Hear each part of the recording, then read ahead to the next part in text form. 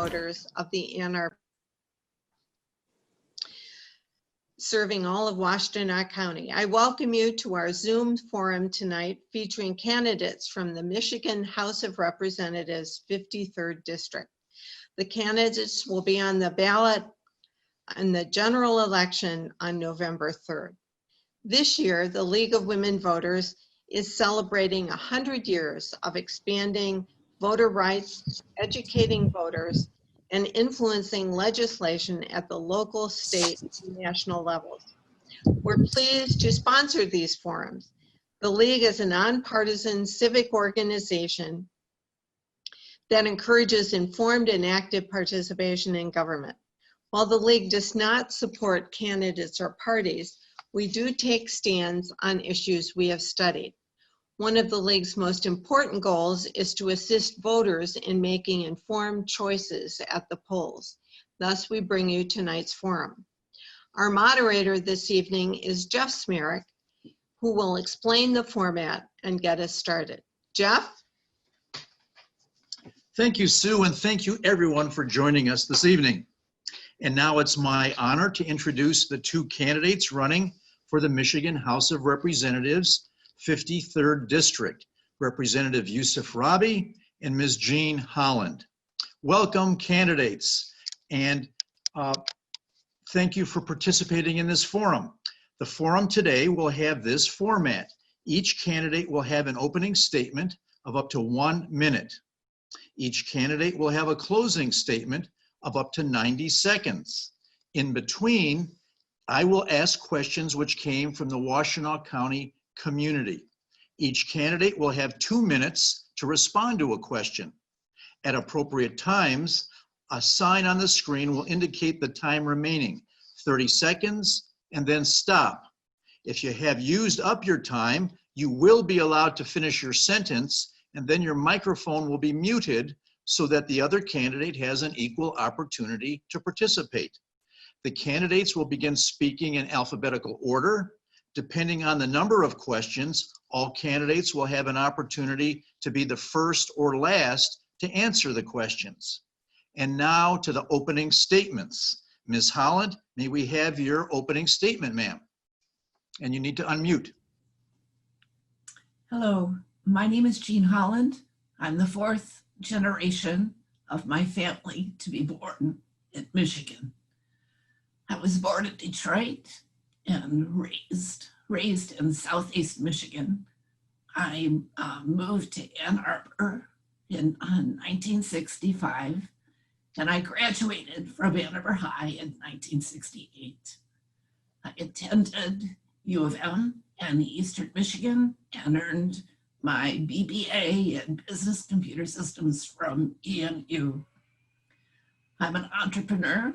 I've owned several businesses, and I understand the challenges of making a living. And I'm a strong proponent of small business, understanding that small business is the backbone of our economy. Thank you, Ms. Holland. And now, Representative Rabi, may we have your opening statement, sir?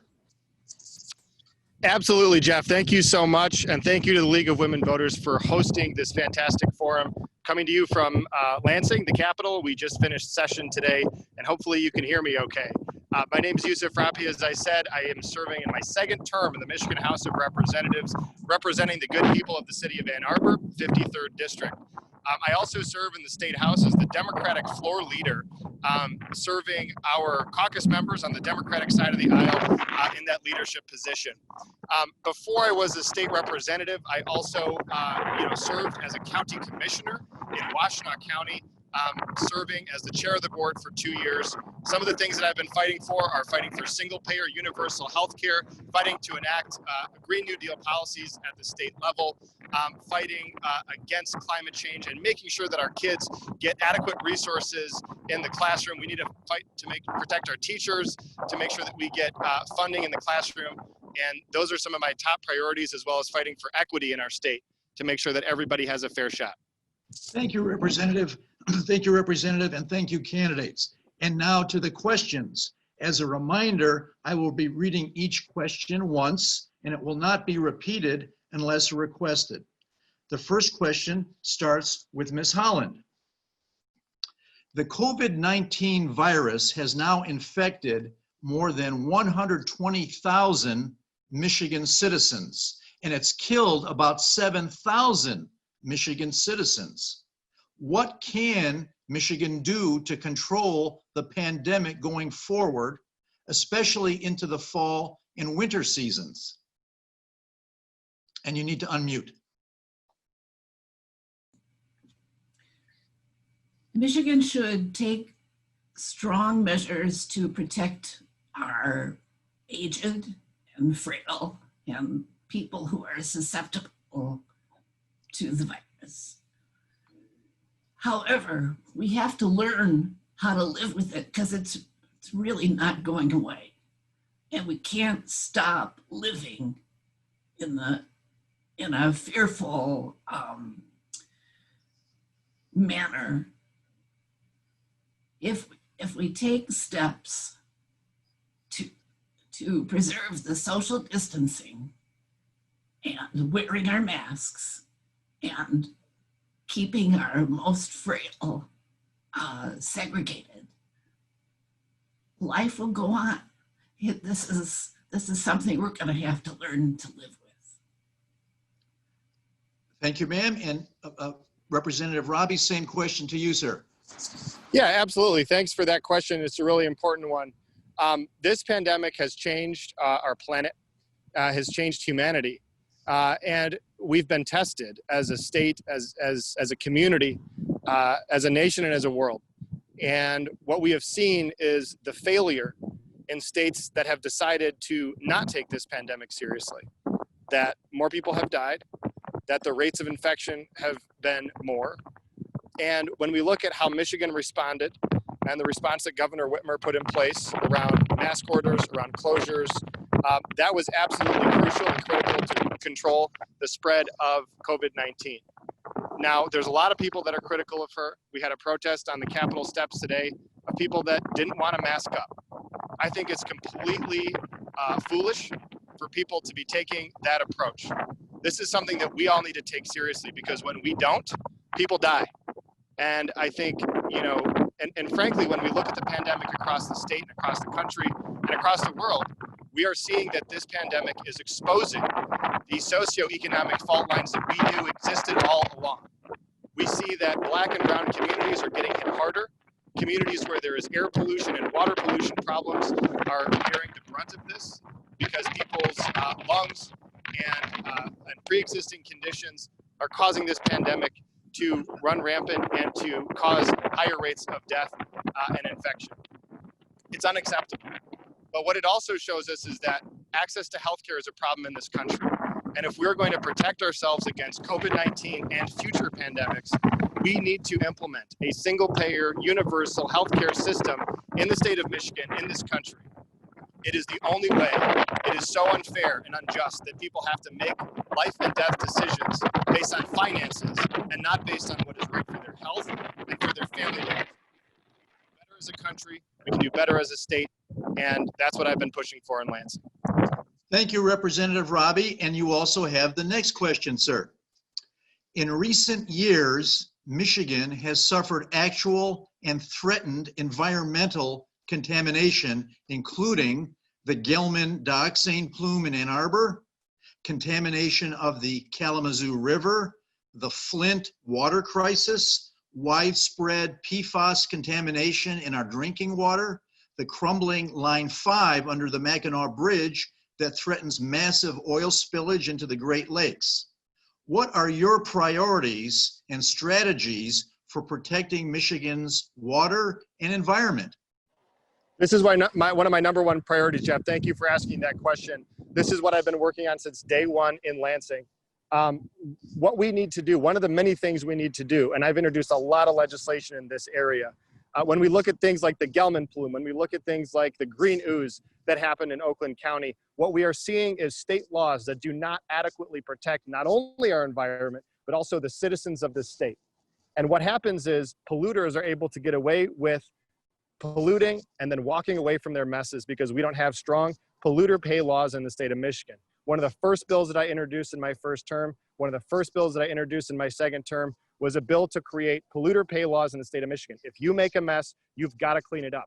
What we're seeing with Gelman is we know who the polluter is. We know that they were negligent. We know that they polluted, and yet we still can't we still can't force them to clean up that mess to drinking water standards because of state laws that are created to protect manufacturers and protect these big businesses to be able to pollute our communities. We need to change that. We also need to look at things like Line 5. I have supported the shutdown of Line 5 since day one.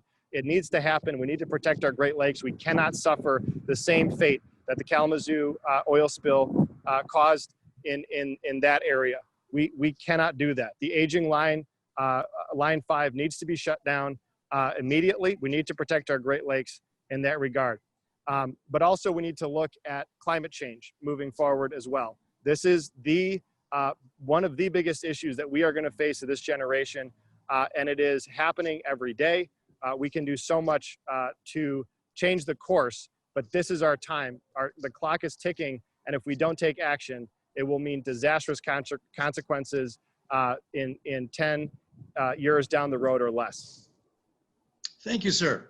And Ms. Holland, same question to you, ma'am. And you need to unmute.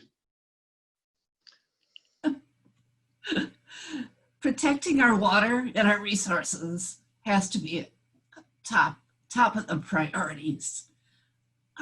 Without clean water, without clean air, without clean soil to grow our crops, life will cease to exist, period. I'm absolutely in favor of, if you make a mess, you have to clean it up. If our laws are not sufficient to enforce that kind of remedial action, then I absolutely support strengthening those laws to put the offender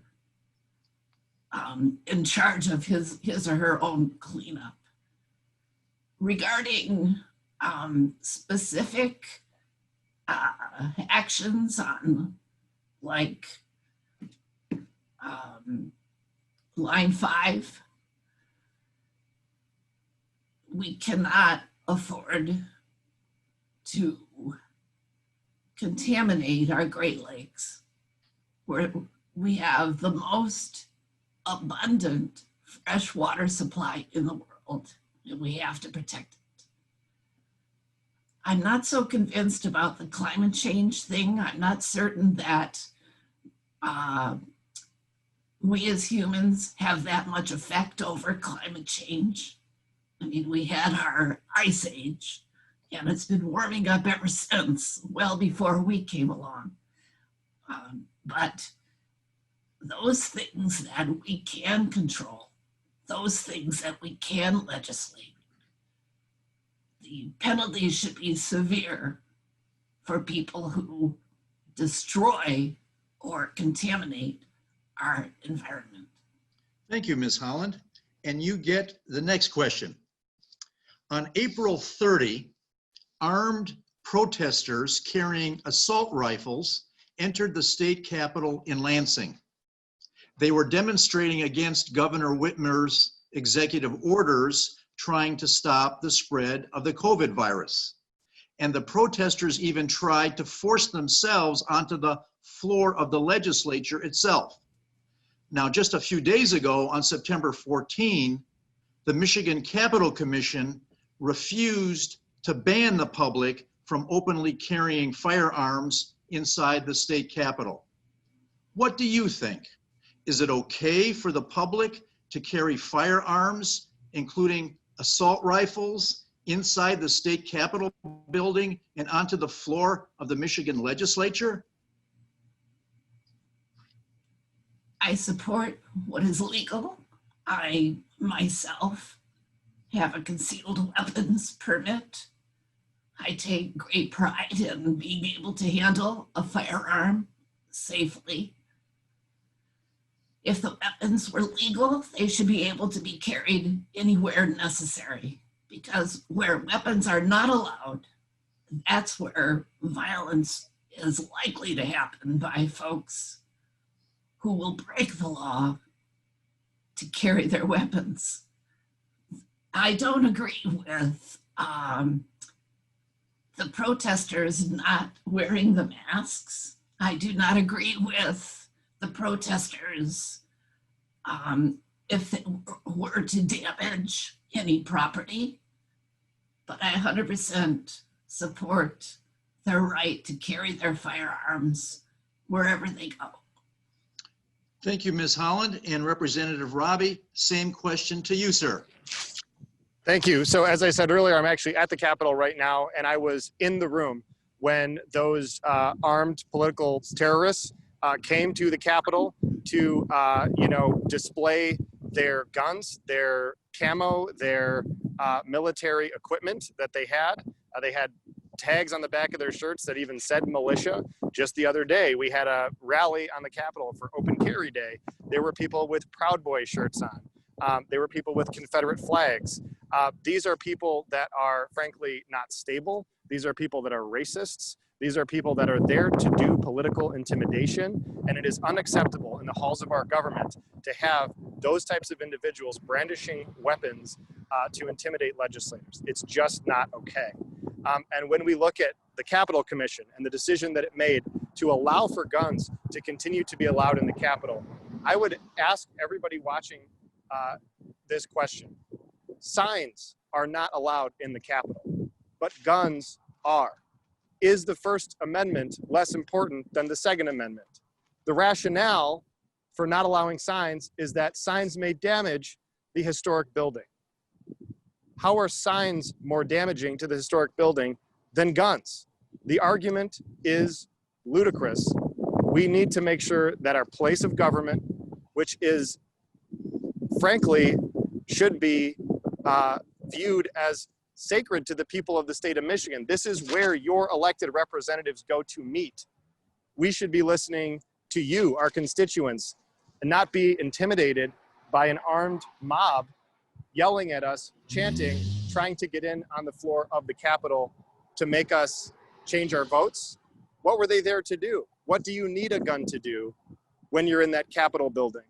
When you're chanting, let us in, when you're trying to intimidate and push a racist agenda.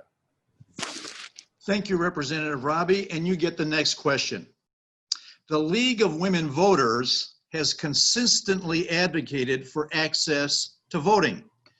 These days, there's opposition to absentee and/or mail-in voting, as well as concerns about the ability of the United States Postal Service to deliver mailed ballots on time.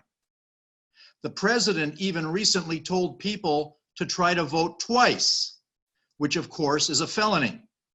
What solutions do you see for safe access to voting in Michigan?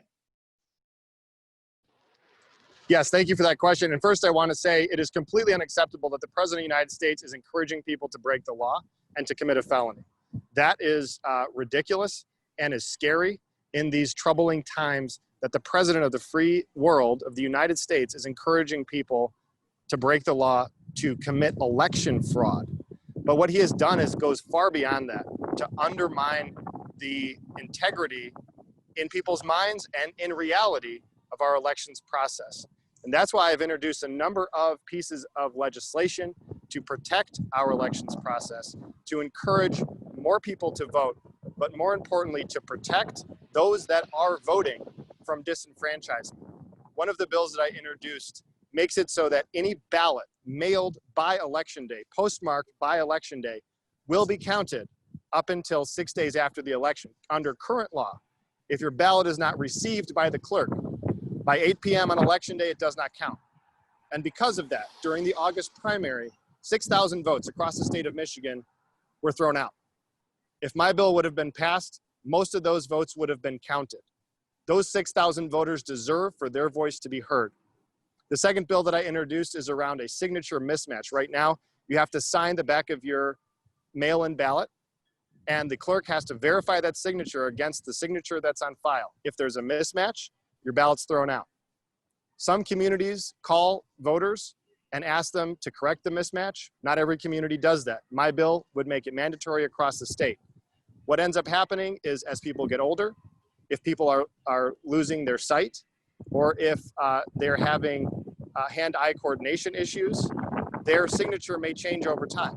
And the signature that's on file from 10, 15 years ago may be different from the signature that the person is able to produce on the day that they're sending their ballot in.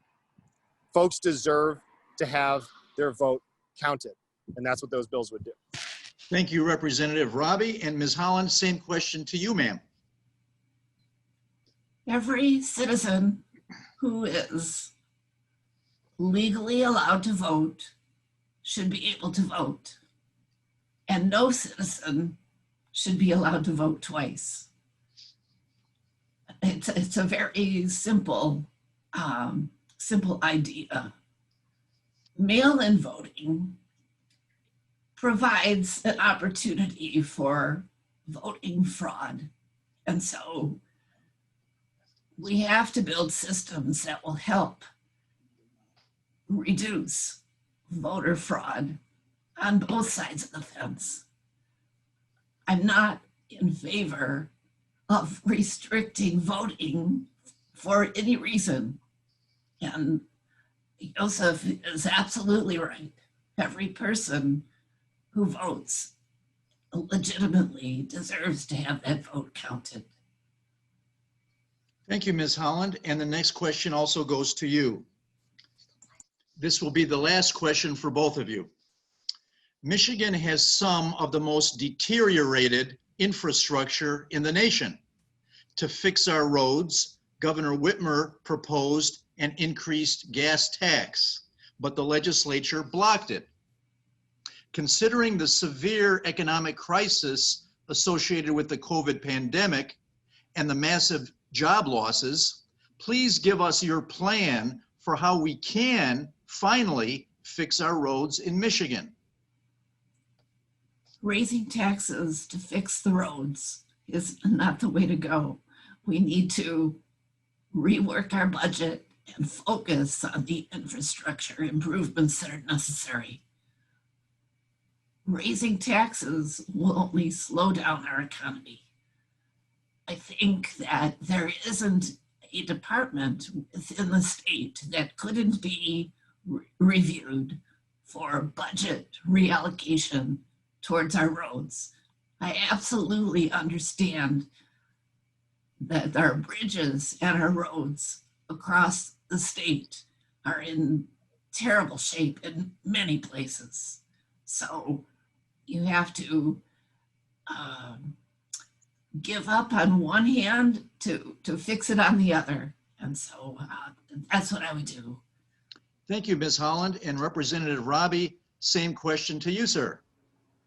Yes, thank you. Thank you so much for that question. That's actually really fantastic that you brought that up, because I actually do have a plan. It's a plan that we've introduced as the House Democratic Caucus to actually raise the money necessary to fix the roads. The governor outlined a plan to raise $2.5 billion in the state of Michigan to fix our roads. That's actually not even enough. If you look at the rate at which our road infrastructure has been deteriorating, we actually need more money than that to actually be able to bring our roads up to a higher standard.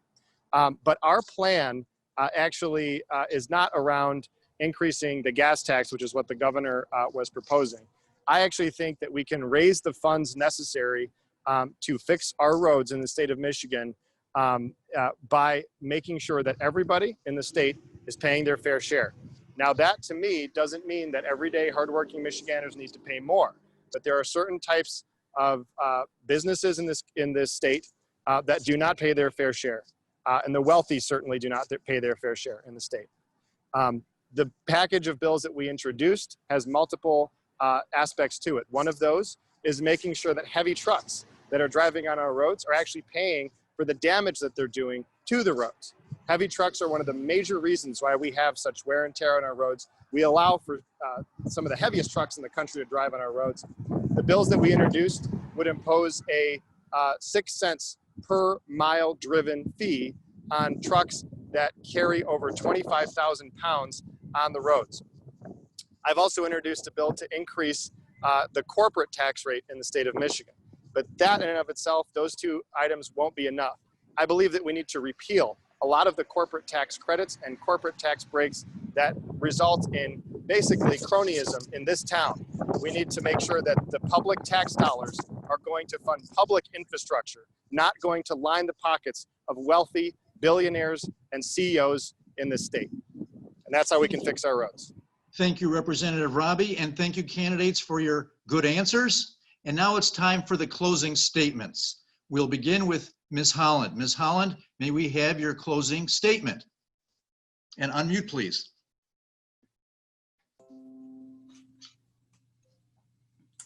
I believe in smaller government. I believe in self-reliance, not dependence. I believe in personal achievement.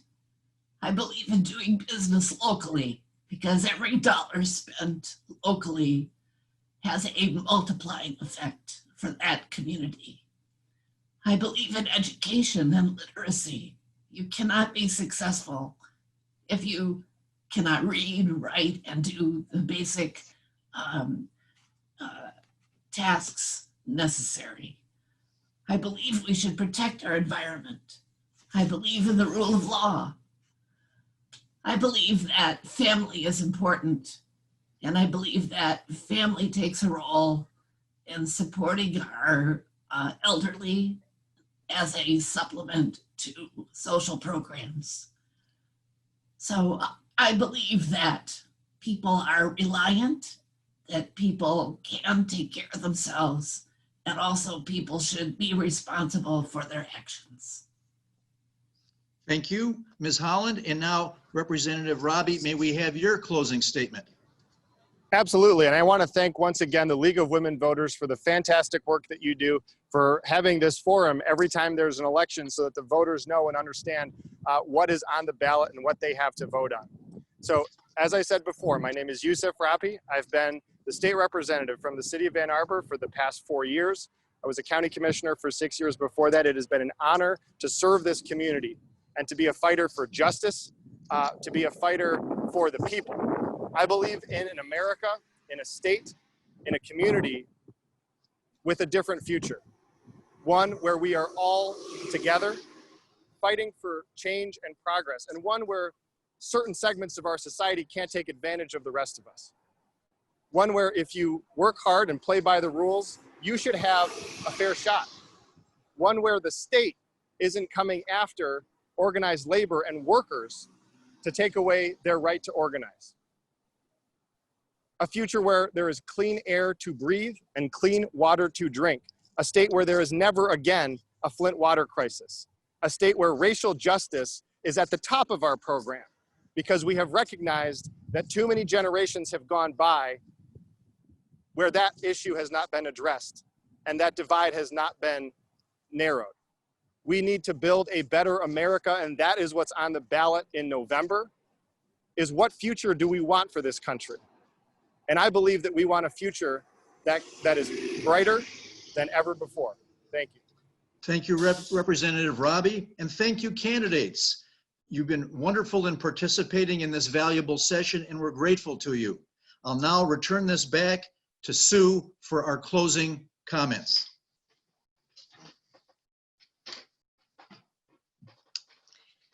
The League thanks the candidates for participating in tonight's forum and to those who contributed questions. All our candidates' forums will be available for streaming on your computer or smartphone. Go to our website, lwvannarbor.org, and look for the link to the programs. In addition, the forums can be viewed on Community Television Network. Please urge your friends and neighbors to watch the forums as well. For additional nonpartisan information on candidates and ballot issues, go to vote411.org. The League's voter resource guide covering local, state, and federal candidates and current proposals that will appear on your ballot. As a reminder, all registered voters can cast an absentee ballot this year. With the challenges that have been created by COVID-19 and confusion regarding registration and voting procedures, the League encourages you to vote as soon as possible after you feel knowledgeable about the candidates and ballot issues. The most important thing is to make sure you vote in the November 3rd general election. Good night.